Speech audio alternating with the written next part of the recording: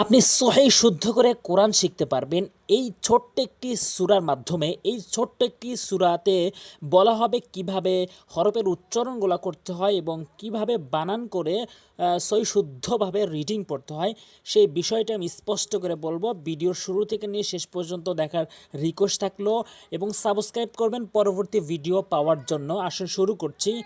আশা করি কম বেশি রিডিং পড়তে পারবেন এই ভিডিওতে। আপনি যদি এই ভিডিওটি পুরোপুরি দেখেন তো শুরু করছি।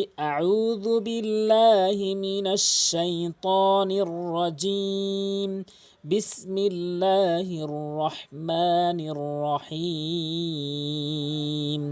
ওয়াল আসর, লাম জবর ওয়াল, আইন সদ জবর আস। ও দিয়া লামকে ধরেছি, আইন দিয়ে সদকে ধরেছি।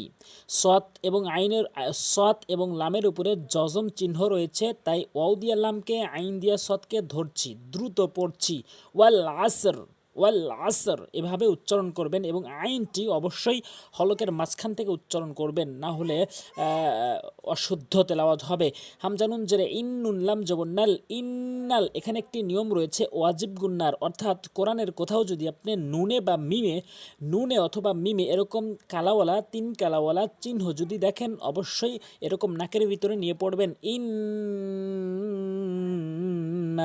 নুন লাম জবন্নাল ধরেছি জজম হওয়ার কারণে। ইন্নাল, হামজানুন জের ইন, এটা ইন পড়া যাবে না, ইং পড়তে হবে, গুন্না করতে হবে।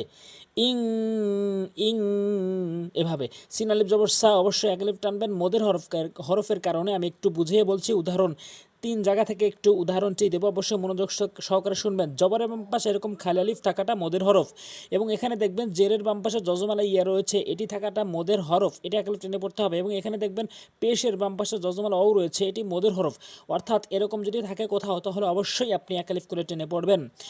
হ্যাঁ, তারপরে সিন আলিফ জবর সা, এক আলিফ টেনে পড়বেন। নুন জবর না, হরকত, এক জবর এক জের এক পেশ, কোরআনের কোথাও আসা মাত্রই এক দ্রুত পড়বেন।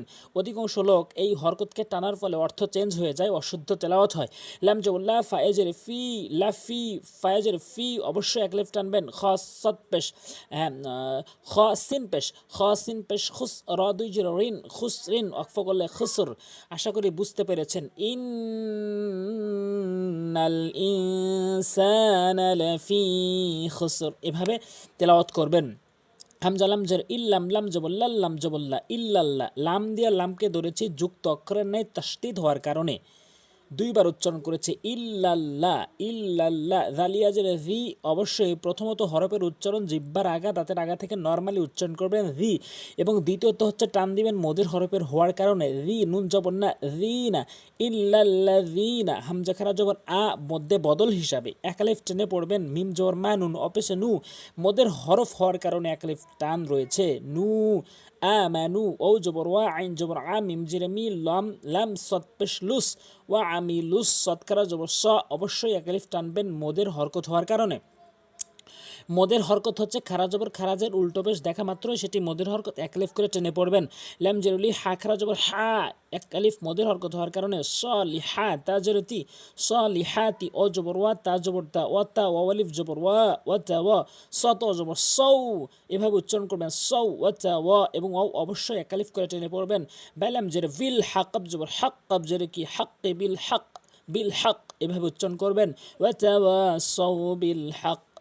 ও জবর ওয়া, তা জবর তা, ওয়া তা ওয়া, আলিফ জবর ওয়া, ওয়া তা ওয়া, সত জবর সৌ, ওয়া তা ওয়া সৌ, বা সদ জের বিস, সদ বা জবর সাবে, রা জের রি, বিসাবরি, ওয়াকফ করলে বিসাবর। এভাবে প্রথমত হরফের উচ্চারণগুলো করবেন। যেই হরফগুলো একটু কঠিন সেইগুলো বলেছি, এবং কিছু নিয়ম কারণ বলেছি, এবং কিভাবে রিডিং করেছি অবশ্যই আশা করি বুঝতে পেরেছেন। অবশ্যই ভিডিওতে একটি লাইক দেবেন। আর এই চ্যানেলের 10টি ভিডিওতে শুদ্ধ করে কোরআন শিক্ষা দেওয়া হয়েছে, এবং প্রতিটি নিয়ম প্রতিটি ভিডিওতে বলা হয়েছে। অবশ্যই চ্যানেলটি সাবস্ক্রাইব করবেন আমার চ্যানেলের ভিডিও দেখার জন্য, এবং প্রতিনিয়ত ভিডিওগুলো আপডেট পাওয়ার জন্য। আশা করি বুঝতে পেরেছেন। আজ এ পর্যন্ত। আসসালামু আলাইকুম ওয়া রাহমাতুল্লাহ।